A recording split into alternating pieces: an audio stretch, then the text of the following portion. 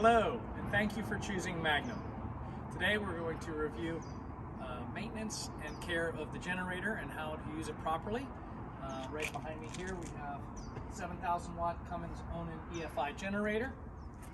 And for most of our clients in warm temperatures, you want to open up the generator door, keep it open while on site and using it.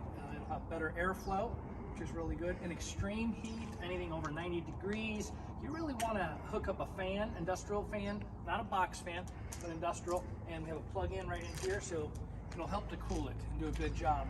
When parking on site, you never want to park up against a curb or a wall, because the airflow, the hot air from the generator that's helping to cool it, would then recirculate, which is really bad. You don't want to do that. You want to make sure it's nice and open and flows. Of course, the exhaust is coming away from the unit.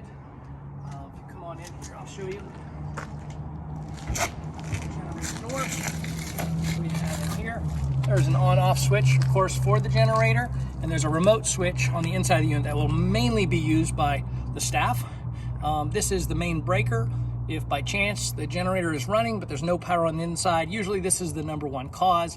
Either it breaks from an overload on the inside of too much power when trying to turn the generator on, or sometimes just too much vibration or something that causes it. But the staff want to come here, open this up, and flip the main breaker back to give you power on the inside.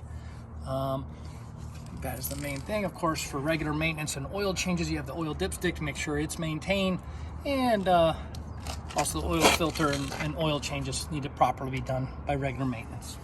Okay, so next we go to the inside. Hello. Now we're on the interior and we have the remote switch to the generator.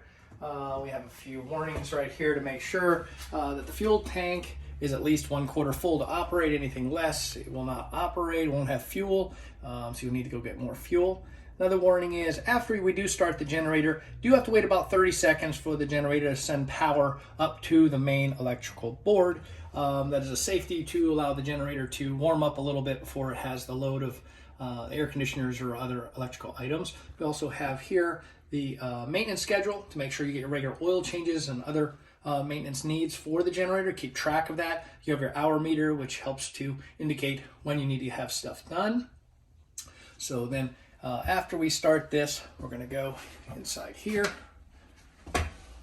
and we have on this our voltmeter that shows how much voltage on the 12 volt that we have. You have your fuses for the 12 volt and your charger. So we're going to go ahead and start the generator, and you're going to see this jump up after about 30 seconds. That's going to tell you that the charger is then sending power to the auxiliary battery to charge it back up while you're using it, which is being used for the lights, USB, and other 12 volt items here. Go ahead and start it now.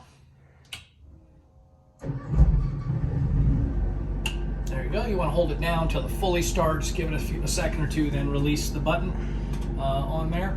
We do have a quick troubleshoot that is on this board also that prepares you in case some things have happened or you can't figure out the power. Don't forget one of the main items again, if you do have the generator running and there's no power in here after a little bit, odds are that main breaker on the generator did trip on that.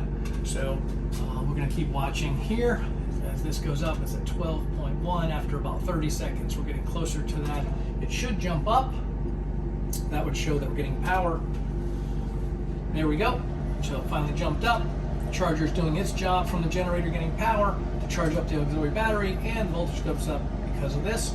Another way to check, in case you're concerned, is to look at the GFI outlets. They have a little test button.